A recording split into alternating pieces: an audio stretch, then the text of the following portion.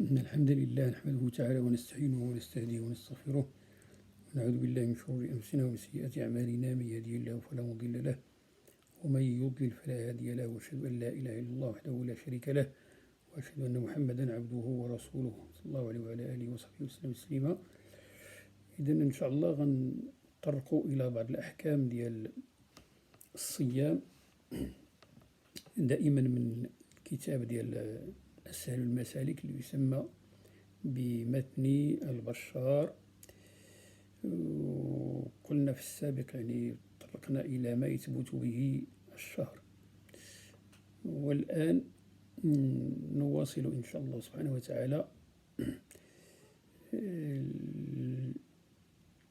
الشروط ديال الصوم ديال شهر رمضان.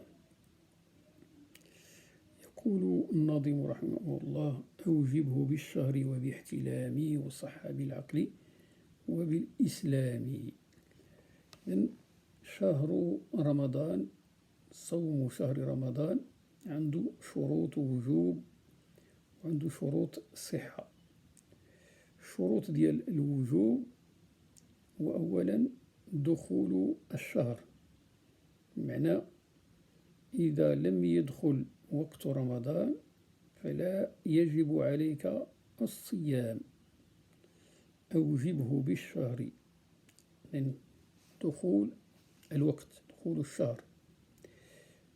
الشرط الثاني وهو الاحتلام، يعني البلوغ، كما قال ابن عاشر: وكل تكليف بشرط العقل مع البلوغ بدم أو عمل.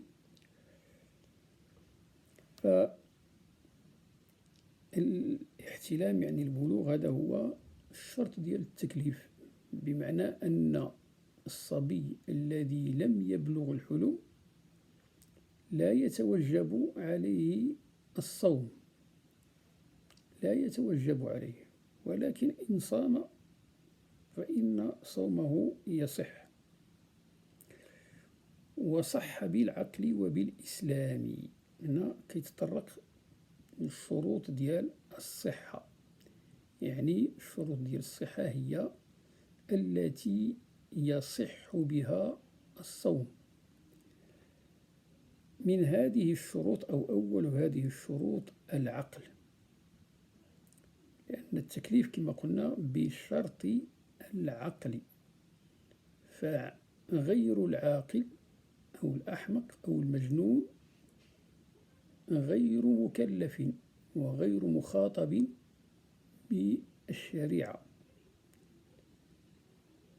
حتى لو صام المجنون فإن صومه غير صحيح، لأن ما عنده شيء العقل. الشرط الثاني من شروط الوجوب وهو الإسلام، صح بالعقل وبالإسلام. فغير المسلم لا يجب عليه الصوم. فلو مثلا افترضنا أن إنسانا غير مسلم أراد أن يصوم يوما من رمضان أو أسبوعا من رمضان أو شهرا كاملا كما يفعل المسلمون، فإن صومه هذا غير صحيح. لماذا؟ لأن ما عندوش الشرط نتاع الإسلام، ليس بمسلمين. Donc nous allons continuer, Inch'Allah, ce que nous avions commencé la dernière fois.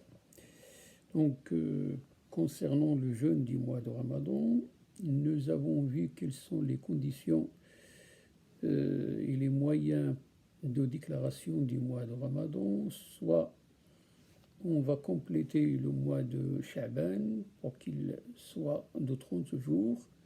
Si vous n'avez pas vu le croissant la veille du 30, cette déclaration doit s'effectuer par la vision de deux personnes qui sont intègres. C'est la première chose.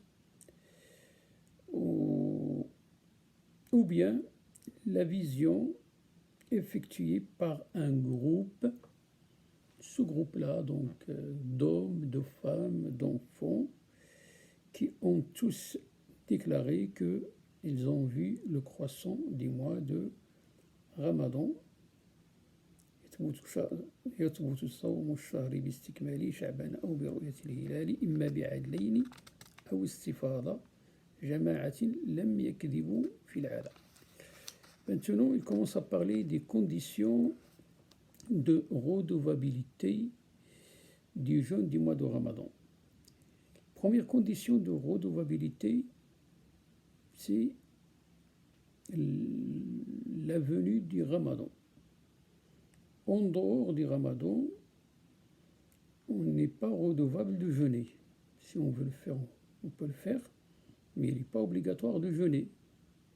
Mais à partir donc de l'entrée du Ramadan, une fois qu'il est déclaré, on est obligé de le jeûner. Donc c'est pour cela, donc la première condition, c'est l'entrée du Ramadan. La deuxième condition, c'est la puberté, la majorité spirituelle. C'est à partir de la puberté que l'individu, le fidèle, devient responsable devant Allah subhanahu wa ta'ala. Cette puberté-là, qui se déclare avec plusieurs signes, les poils, changement de voix, etc.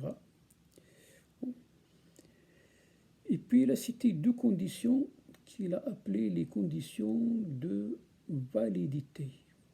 Conditions de validité, c'est-à-dire les conditions sans lesquelles le jeûne du Ramadan n'est pas valide. Cette première condition, c'est la raison, être doté de ses facultés mentales. Quelqu'un qui est fou, par exemple, ne saurait et n'est pas tenu et il ne doit pas jeûner. Et même si cette personne jeûne, ce n'est pas valide. Deuxième condition de validité du jeûne, c'est l'islam, c'est le fait d'être musulman. Si, par exemple, votre voisin qui n'est pas musulman veut, par solidarité ou pour X raisons, faire un ou deux ou trois ou une semaine ou tout le mois de Ramadan, ce n'est pas valide. Pourquoi? Parce que la personne n'est pas musulmane. ثم يتحدث عن أركان الصوم ويقول ونية سابقة للفجر في كل صوم وكفت في الشهر. إذن أول شيء وهو النية، وهذه النية هي دائما موجودة في العبادات، موجودة في الصلاة، موجودة في الحج. يقول النبي صلى الله عليه وسلم إنما الأعمال بالنيات، والنية هذه محلها القلب، فليس هنالك داع لأن يتلفظ بها. ما كاينلاش يقول باللسان ديالو باللي راني غنصوم غدا ولا راني غنصوم رمضان كامل، لا، يقولها غير في القلب نتاعو. ونية سابقة للفجر، وهذه النية فيها جوج ديال الشروط. أول شرط هو أن تكون في الليل وقبل الفجر، يعني في بداية الليل، يعني ابتداء من المغرب حتى مطلع الفجر. فهذه المدة كلها يمكن له ينوي في القلب ديالو بأنه سيصوم شهر رمضان. وهذه النية هي يعني ركن من أركان الصيام عند المالكية في كل صوم. كيف ما كان النوع ديال الصوم، سواء كان صوما واجبا كصوم رمضان أو كان نفلا كصيام عاشوراء أو 3 أيام من كل شهر وغير ذلك. ونية سابقة للفجر. إذن خصها تكون في الليل هذه النية هذه. الشرط الثاني في هذه النية أن تكون يعني غير مترددة، أن تكون جازمة، ماشي مثلا بحال كما كيوقع يعني في البداية ديال رمضان في اليوم ديال الشك. كاين بعض الناس اللي كيكونوا خدامين كيفيقوا في الصباح بكري وما كيكونش عنده الوقت يعني يتسنى حتى يجيوه الخبار ديال واش كاين رمضان ولا ما كاينش. كيقول عند بالو انا غنمشي نعس بكري ما عنديش الوقت، ولكن كيدير في البال ديالو بانه غدا غيصوم كيف ما كان الحال، سواء كان 30 شعبان او كان الاول ديال رمضان. فهاد السيد هذا اذا ما عندوش النية جازمة، النية ديالو مترددة، يعني اما راه غدا غيكون رمضان واما راه غيكون شعبان. فحتى ولو صادف بان ذاك النهار هو اول رمضان فإن صيامه لا يجزئه وعليه أن يقضي يومه، ولكن مع الإمساك، يعني ما ياكلش. يعني إذا صادف أن ذاك النهار هو فعلا الأول في رمضان يقولوا له بأنه هذا النهار هذا خصك تقضيه. علاش؟ لأن ما كانتش عندك نية جازمة، النية ديالك كانت مترددة. ولكن نقول له عليك أن تمسك، ما تاكلش، واخا راه غتقضي هذا النهار هذا غتردو، ولكن لا يسمح لك بأن تأكل بقية اليوم. كاين اللي يقول لك ايوا سيدي انا بما انني غنردو اذا ناكل سيدي هذا النهار ديالي لحقاش غنردو. لا، ما خصكش تاكل. واذا اكل عالما بالحكم فإن عليه القضاء والكفارة. Donc ensuite il commence à parler des piliers du jeûne. Le premier pilier, comme dans tous les actes cultuels, c'est l'intention. Le hadith du prophète Mohammed sallallahu alayhi wa sallam qui dit les œuvres ne valent que par l'intention. Et cette intention doit être formulée dans le cœur et non pas dans la bouche, par la bouche. Doit être formulée dans le cœur et non pas exprimée par la bouche. Le temps de cette intention, c'est la nuit, entre le maghrib et la levée de l'aube. Si il n'a formulé que après l'aube, son jeûne n'est pas valide. Et si il s'agit du ramadan, il doit quand même rester en jeûne, il ne doit pas manger, mais il doit le rattraper. Mais cette intention est soumise à deux conditions. Donc, première condition, comme on l'a dit, il faut qu'elle soit entre l'aube et le fajr.